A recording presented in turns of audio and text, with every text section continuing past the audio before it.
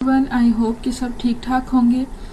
क्या आप भी बाहर अप्लाई करना चाहते हैं अमेरिका, कनाडा, ऑस्ट्रेलिया या किसी भी अच्छी यूनिवर्सिटी से मास्टर्स, पीएचडी या बैचलर्स करना चाहते हैं, लेकिन आपको आइडिया नहीं है कि आपने स्टार्ट कैसे करना है, या स्पेसिफिकली जब आपने लेटर ऑफ इंटेंट लिखना है, मोटिवेशन लेटर, कवर लेटर या आपने सीवी वगैरह बनानी है, तो आपको आइडिया नहीं होता कि आपने कौन कौन सी चीज़ों को इंक्लूड करना है, या आप उन पॉइंट्स पे कंफ्यूज हो जाते हैं।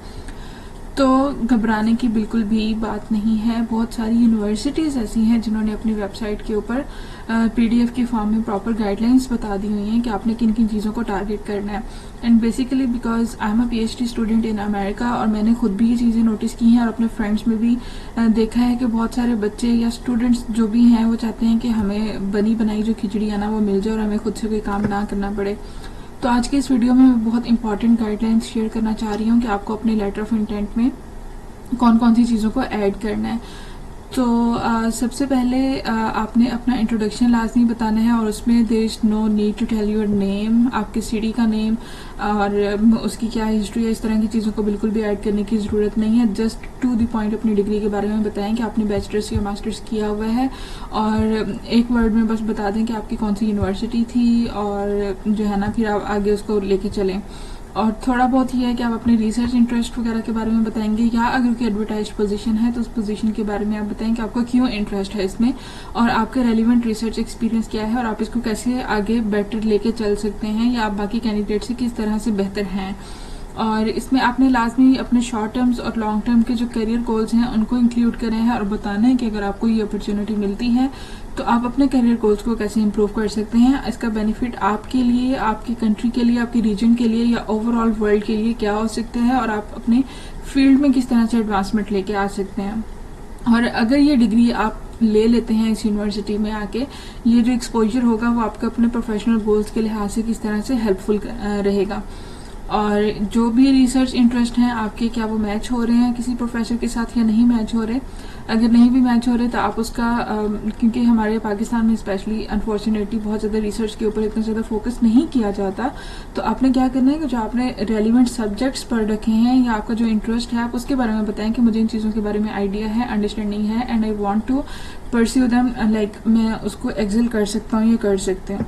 और फिर इसी लेटर ऑफ इंटेंट में आपने ये डिटेल्स भी बतानी है कि क्या आपका किसी प्रोफेसर के साथ कांटेक्ट हुआ था,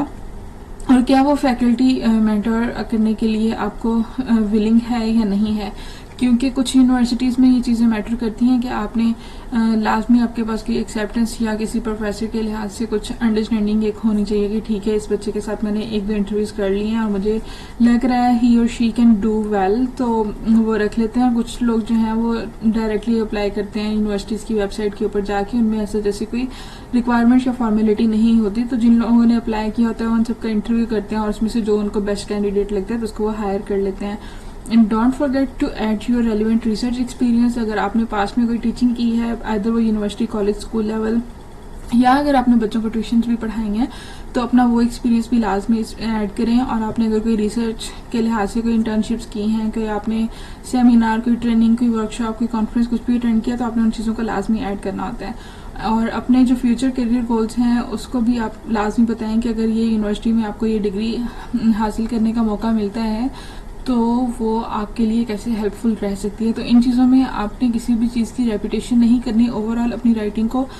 एक दफ़ा आप लिखेंगे, उसके बाद 3 से 4 दफ़ा उसको रीड करेंगे तो आपको खुद ही उसमें से कुछ चीज़ें, कुछ मिस्टेक्स नज़र आना शुरू हो जाएंगी कि अच्छा ये चीज़ तो मैंने फर्स्ट पैराग्राफ में भी लिखी है, सेकंड में भी लिख दी, थर्ड में भी लिख दी, तो आप खुद ही उसको देखना शुरू कर देंगे। या कुछ पैराग्राफ्स, कुछ लाइन्स ऐसी होती हैं जिसमें आप कहते हैं कि अच्छा ये एक पैराग्राफ है 4 से 5 लाइन्स का जिसमें मैंने कुछ लिखा है, लेकिन अगर मैं उसको स्किम करना चाहता हूँ तो बिल्कुल 2 लाइन्स में किया जा सकता है। तो ये चीज़ें हैं जिनको आपने लाजमी फोकस करना है। और अपना जीपीए वगैरह अगर आपका अच्छा है तो ज़रूर मेंशन करें, अगर अच्छा नहीं है तो आई थिंक, लेकिन फिर भी उनको चाहिए तो होगा, तो आप कोशिश करें। ये मैं आपके ऊपर छोड़ती हूँ, I am not going to suggest you anything about it, लेकिन अपनी डिग्री को ज़रूर बुलेट पॉइंट्स में हाईलाइट करके फिर लिख दें कि अगर आपका बीएस या बीएससी ऑनर्स ये जो भी है, कितने क्रेडिट्स आपने किए हुए, मेजर कोर्सेज कौन से थे, और वो उसकी रिसर्च सब्जेक्ट के साथ कैसे मैच कर रहे हैं, तो इन सारी चीज़ों को लिखें। If you have any questions you can ask me.